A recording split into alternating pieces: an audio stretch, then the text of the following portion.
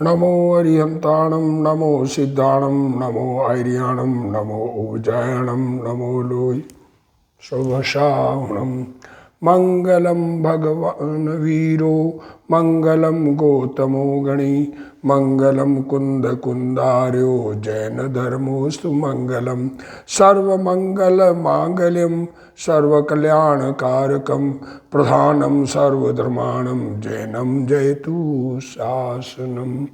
नमो तीर्थनायक ने नमो ओंकार नाद ने ओंकार संगर्यो जैने नमो ते कुंद कुंदने अहो उपकार जिन वरनो कुंदनो ध्वनि दिव्यनो जिन कुंद ध्वनि आप्या अहो ते गुरु कहाननो।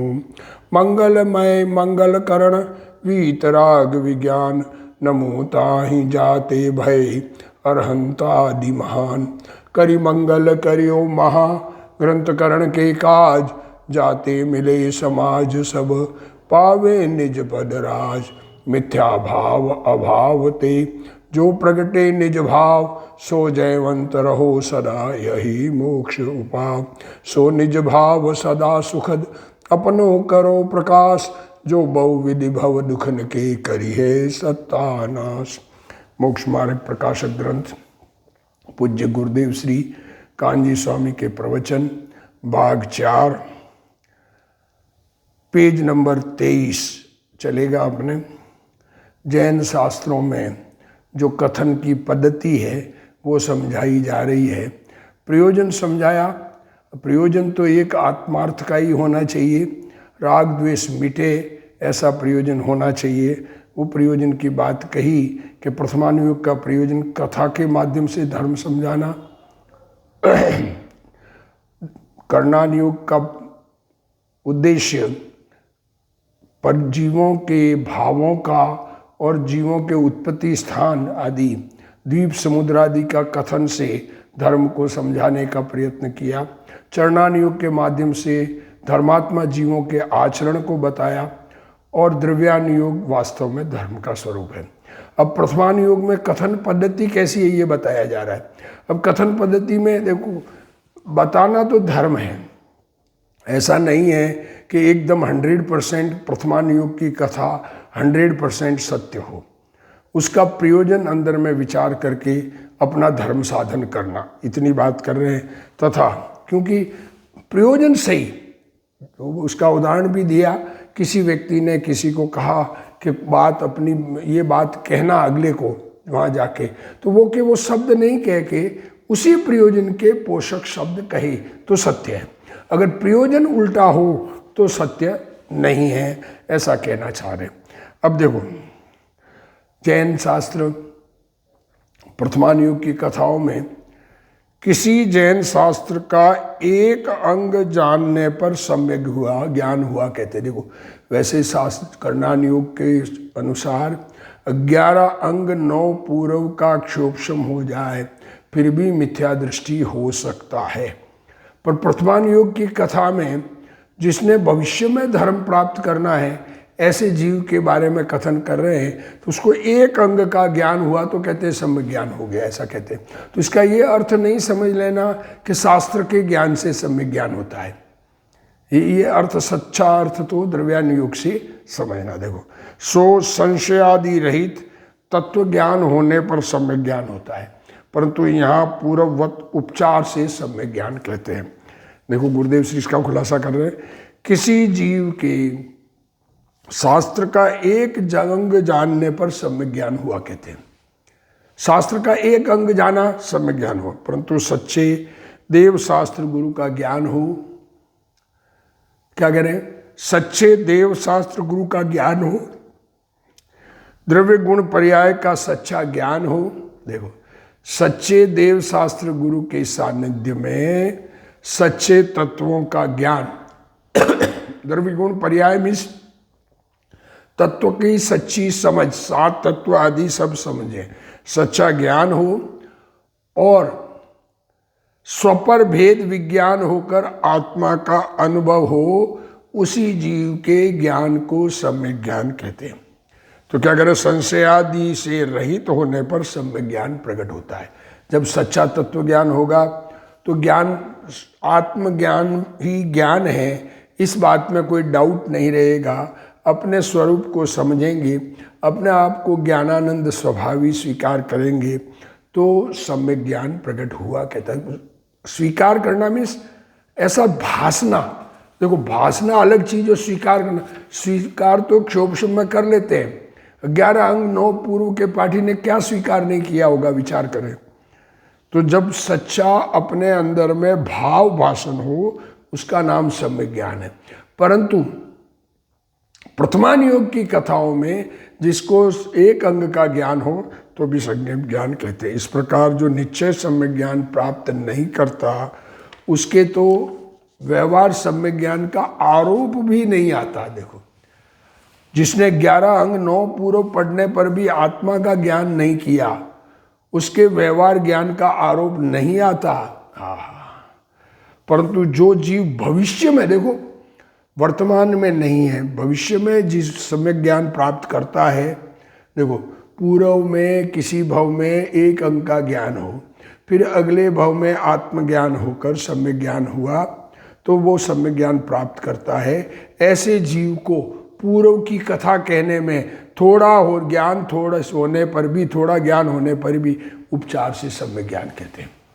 सम्यक ज्ञान शास्त्र में से नहीं आता। हा क्या बोल है गुरुदेव श्री का, क्या शब्द है, समझने की जरूरत है। किसी की वाणी से, शास्त्र पढ़ने से, शास्त्र याद रखने से सम्यक ज्ञान नहीं होता है। शास्त्र सामान्य जन प्रथमान योग की कथा पढ़कर ये अर्थ निकालते हैं कि शास्त्र पढ़ने से सम्यक ज्ञान होता है। उसकी बात को गुरुदेव श्री खुलासा कर रहे हैं कि शास्त्र में से नहीं आता। शास्त्राभ्यास को उपचार से सम्यक ज्ञान कहते हैं। शास्त्राभ्यास उपचार से सम्यक ज्ञान है, कारण कि शास्त्र परद्रव्य है। विचार करो, परद्रव्य के लक्ष्य से आत्मा कैसे मिलेगा?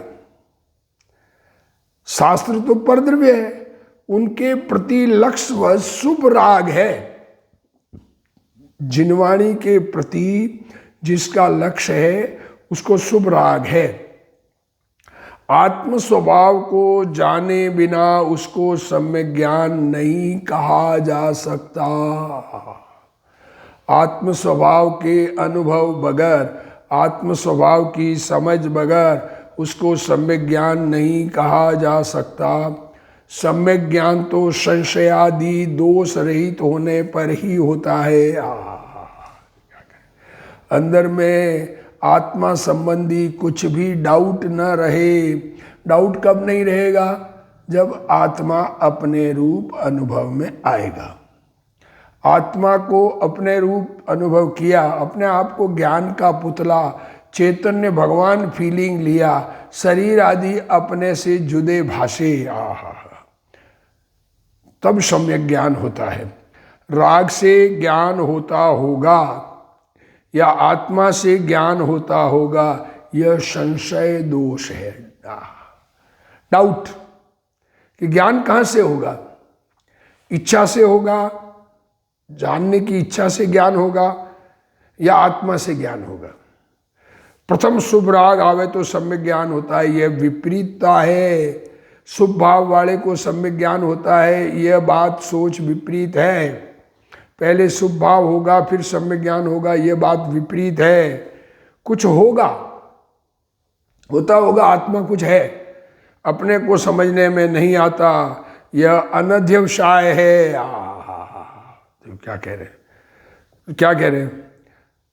ज्ञान स्वभाव से होता होगा या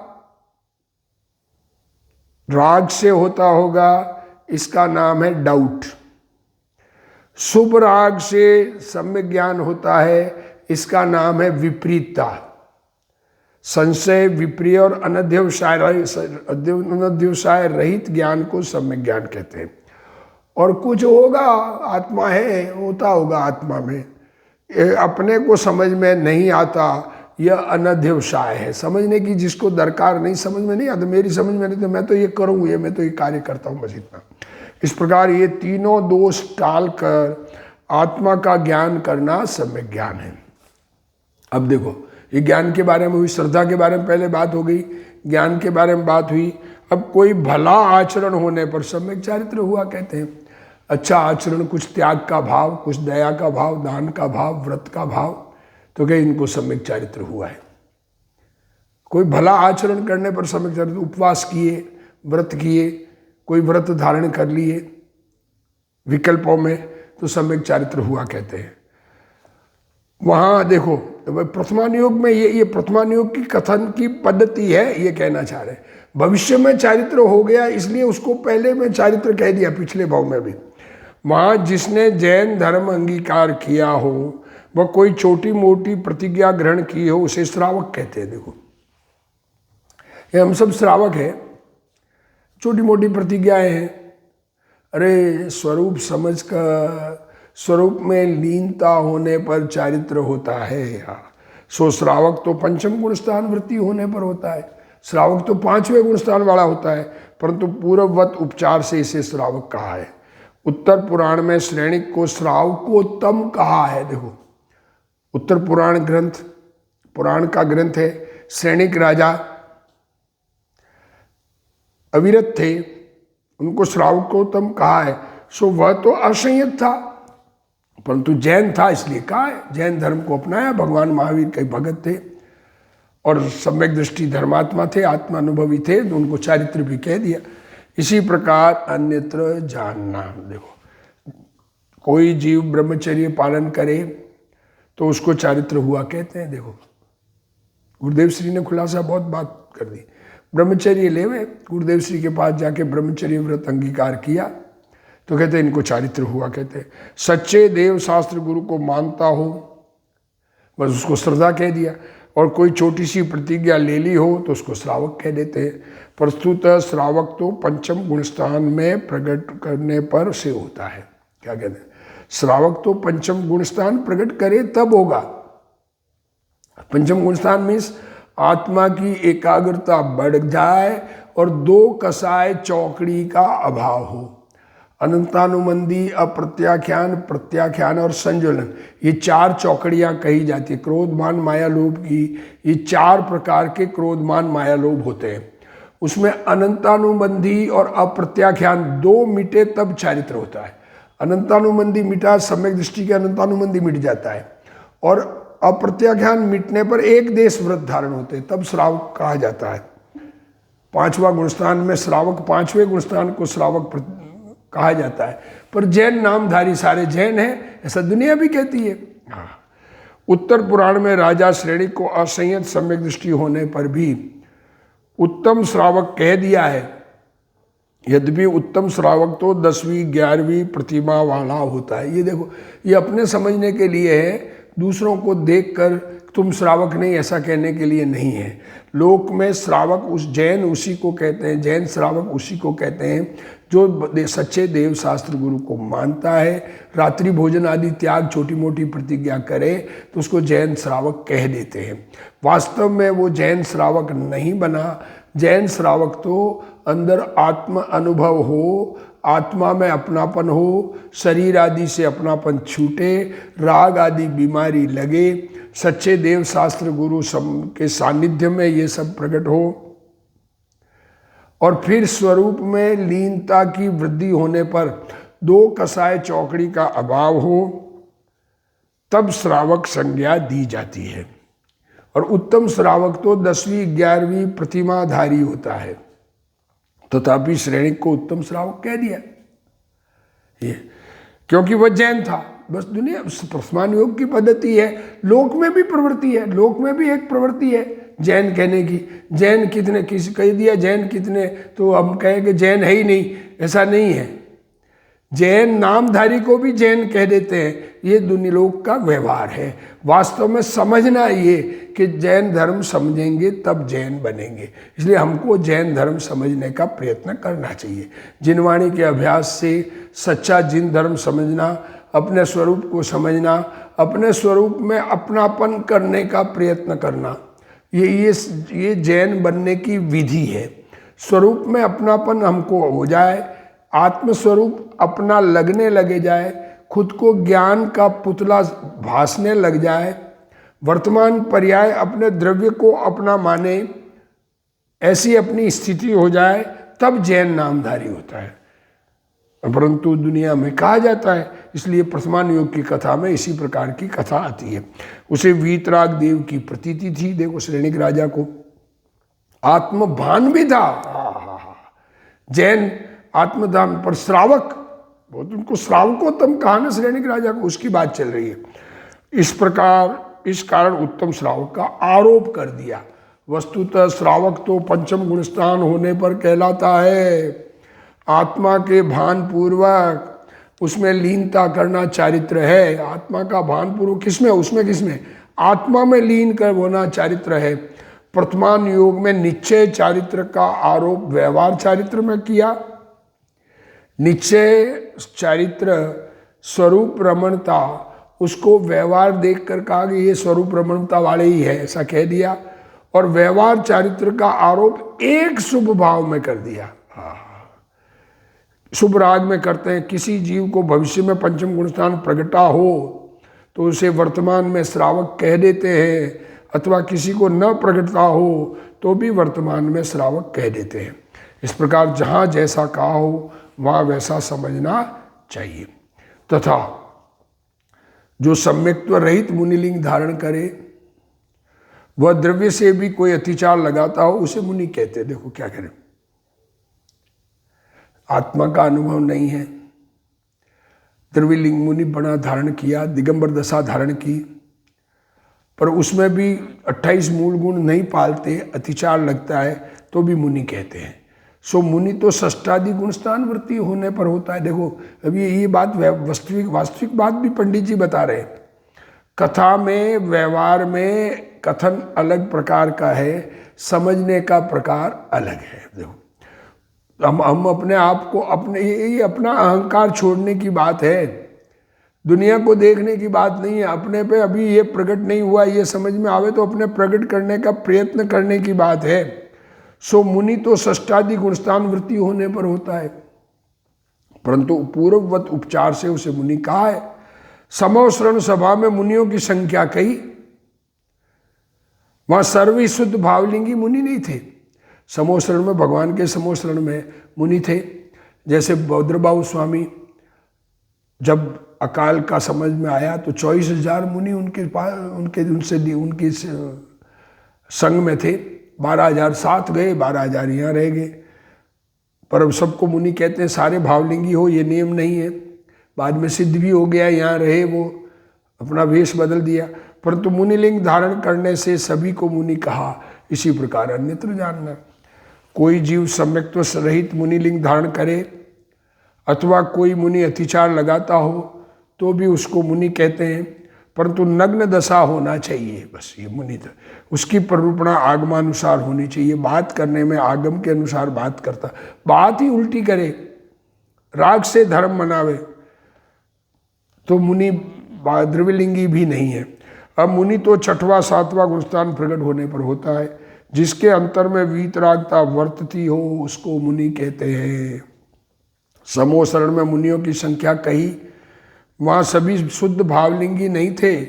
वहाँ कोई मिथ्या दृष्टि थे, कोई चौथे, कोई पांचवें गुणस्थान वाले भी होते हैं, परंतु बाह्य में नग्न दशा होने से उन्हें मुनि कहते हैं। इसी प्रकार सर्वत्र जानना।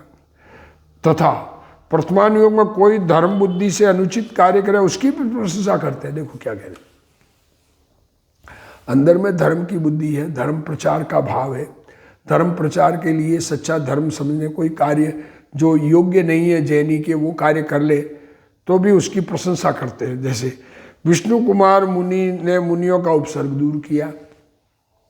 अब देखो क्या कहना चाह रहे पंडित जी, ये बात समझने की जरूरत है। अब विष्णु कुमार मुनि ने मुनियों का उपसर्ग दूर किया तो इसी प्रकार सब मुनि मुनियों का उपसर्ग दूर करने लग जाए। तो पंडित जी कह रहे हैं देखो उपसर्ग दूर किया सो धर्मानुराग से किया, उनको धर्म का प्रेम था, पर खुद तो गिर गए अपने गुणस्थान से, परंतु मुनि पद छोड़कर यह कार्य करना योग्य नहीं था, क्योंकि ऐसा कार्य तो ग्रस्त धर्म में संभव है। देखो मुनियों की रक्षा का कार्य तो ग्रस्त करते हैं, मुनि की रक्षा के कार्य में नहीं लगते, अपने में लगते हैं। हाँ, और ग्रस्त अगर लगते तो 700 मुनि थे ना, वो आपस में एक दूसरे की रक्षा कर लेते ना। विचार करें, विष्णु कुमार को राग आया और कर लिया तो उनका मुनि पड़े से च्युत हुए, उन्होंने बाद में प्रायश्चित लिया, फिर स्वरूप में लीन होकर केवल ज्ञान प्रकट किया, ये बात अलग है। और ग्रस्त धर्म से मुनि धर्म ऊंचा है, सो ऊंचा धर्म छोड़कर नीचा धर्म अंगीकार किया वह अयोग्य है। परंतु वात्सल्य अंग की प्रधानता, जब बात वात्सल्य अंग की है, कथा वात्सल्य अंग में ये कथा कही गई है, उस वात्सल्य की प्रधानता देखो, मुनियों पर कितना प्रेम, धर्म का कितना प्रेम उनको। विष्णु कुमार जी की प्रशंसा की है, इस चल से औरों को ऊंचा धर्म छोड़कर नीचा धर्म अंगीकार करना योग्य नहीं है। तथा देखो, जिस प्रकार ग्वाले ने मुनि को अग्नि से तपाया, ऐसा दृष्टांत आता है।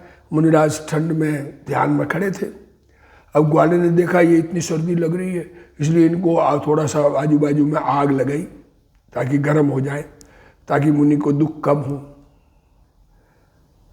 सो करुणा से ये कार्य किया। अब ये करुणा उसको मालूम नहीं कि मुनियों के साथ ऐसा नहीं किया जाता है, उसके ज्ञान का अभाव था, पर उसको तो प्रेम था धर्म का, उसको तो मुनियों से वात्सल्य आया, मुनियों के प्रति लगाव आया और दया आई कि ये सर्दी में ठिठुर रहे हैं, कितनी ठंड लग रही होगी, मुझे इतना ओढ़ के भी ठंड लग रही है, तो मुनिराज को कितनी, दिगंबर साधुओं को, दिगंबर व्यक्ति को कितनी ठंड लग रही होगी। परंतु आए हुए उपसर्ग को तो दूर करे। देखो ये सिद्धांत बता रहे हैं पंडित जी।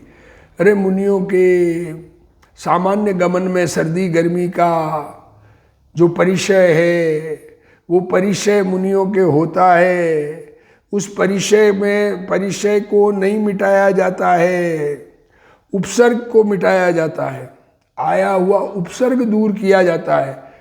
सहज अवस्था में जो सीतादि का परिचय होता है, उसे दूर करने पर रति मानने का कारण होता है। देखो क्या कहा आजकल मुनियों के लिए रथ वगैरह, चलने फिरने के लिए चप्पल वगैरह, बूट वगैरह, सब गाड़ी वगैरह, सब वाहन वगैरह देते हैं, तो उसमें ये समझने की जरूरत है,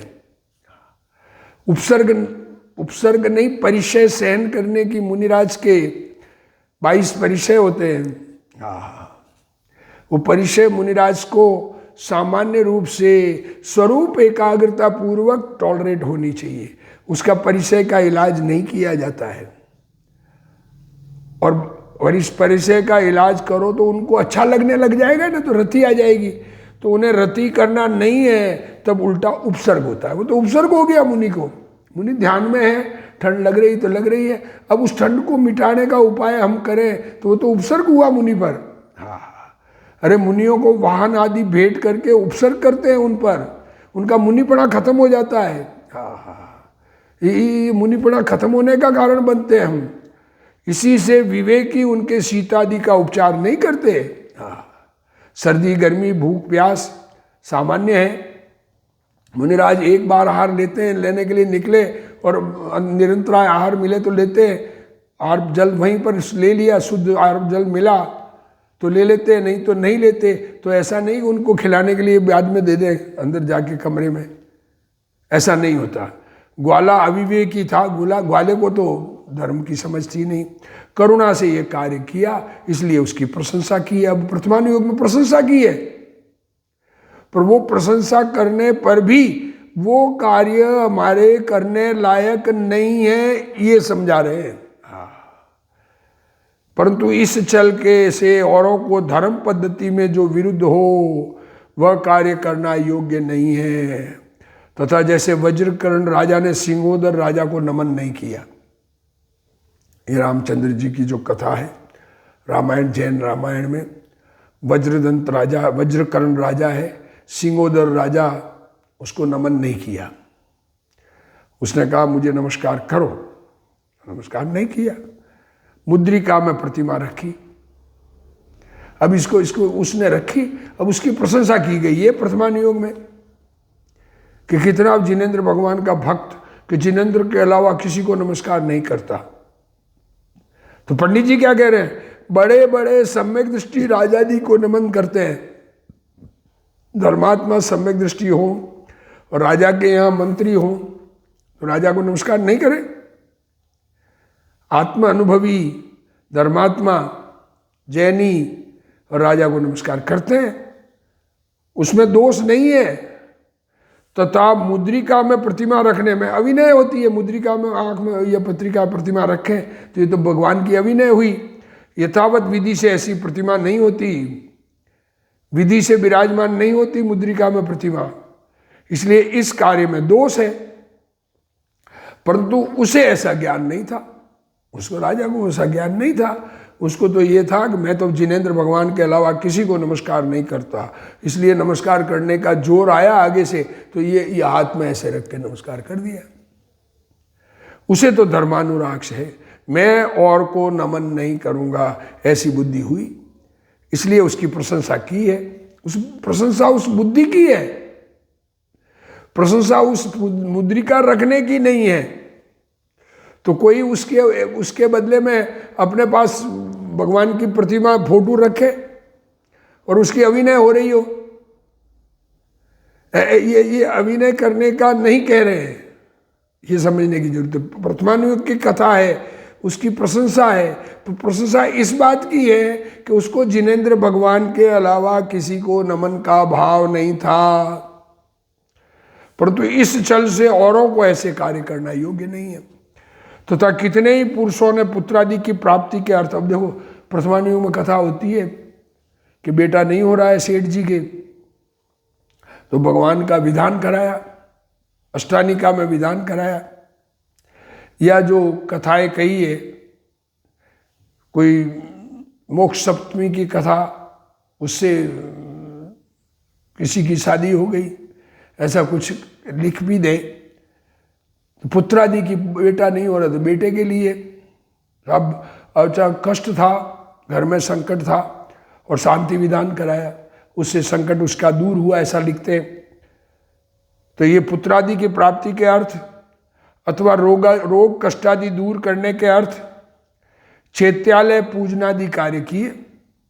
अन्य मत में करते हैं, जैन में भी ऐसी कथा, क्योंकि जैनी बात ये है, जैनी जैन धर्म से विमुख न हो, इसलिए ऐसी कथा की कि जैन धर्म नहीं छोड़ना, अब कितनी भी तकलीफ में हो जैन धर्म नहीं छोड़ना, पर उद्देश्य आपका ये है, ये उद्देश्य रखना योग्य नहीं है। किसी ने किया होगा, किसी ने प्रथमानुयोग की कथा में कहते हैं और उसकी प्रशंसा भी की, क्योंकि जैन पना नहीं छोड़ा, ये कहना।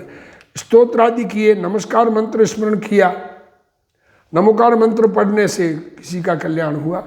अब किसी ने नमस्कार मंत्र पढ़ा, कुत्ते को नमस्कार मंत्र सुनाया तो स्वर्ग में चला गया, तो इसका मतलब सभी जानवरों को जो नहीं सुनते हैं उसको भी नमोकार मंत्र सुनाने से वो स्वर्ग चला जाएगा? ऐसा नहीं है। परंतु ऐसा करने से तो देखो, किसी आकांक्षा से, कुछ प्राप्ति के उद्देश्य से भगवान की पूजा भक्ति आदि करने से निकांक्षित गुण का अभाव होता है। सम्यक दृष्टि के 8 गुण कहे, निसंकित, निकांक्षित, निर्विचिकित से अमूढ़ दृष्टि, ये इस 8 गुण कहे तो निकांक्षित गुण का अभाव हो गया, उसको तो आकांक्षा हो गई ना।